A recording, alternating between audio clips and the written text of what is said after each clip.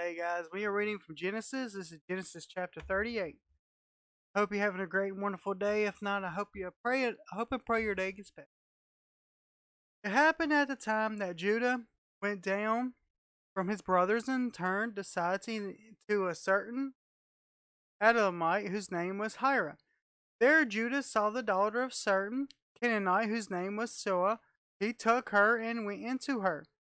And she conceived and bore a son, and he called his name She conceived again and bore a son, and she called his name Onan. Yet again she bore a son, and she called his name Shelah. Judah was in Sizah when she bore him. Judah took a wife for his firstborn, and her name was Tamar. But Judah's firstborn, was wicked in the sight of the Lord, and the Lord put him to death. Then Judah said to Anna, Go in to your brother's wife and perform the duty of a brother-in-law to her and raise up offspring for your brother. But Onan knew that the offspring would not be his, so whenever he went into his brother's wife, he would waste his semen on the ground, so as not to give offspring to his brother. And what he did was wicked in the sight of the Lord, and he put him to death also. Then Judah said to Tamar his daughter-in-law, Remain a widow in your father's house till Shelah my son grows up, for he feared that he would die like his brother. So Tamar went and remained in her father's house. In the course of time, the wife of Judah, Shal's daughter, died. When Judah was comforted, he went up to Timnah to his sheep shears, he and his friends Hira the Adamite.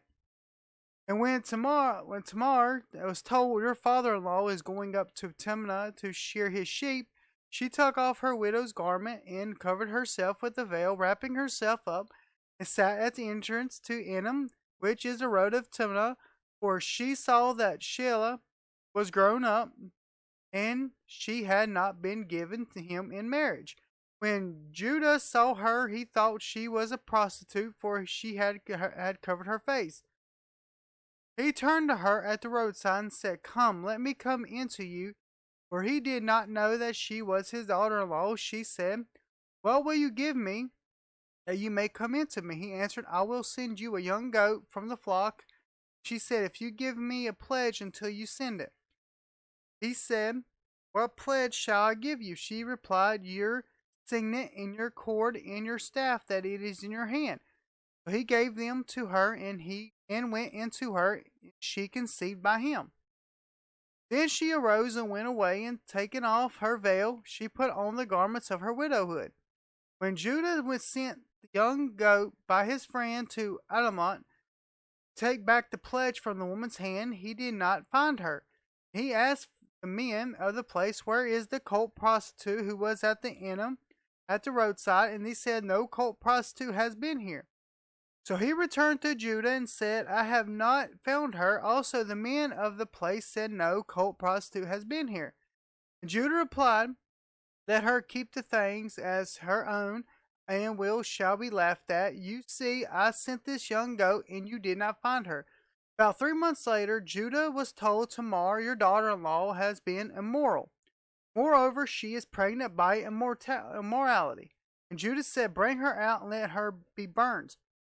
As she was being brought out, she sent word to her father-in-law, By the man to whom these belong, I am pregnant. And she said, Please identify whose these are, the signet and the cord and the staff.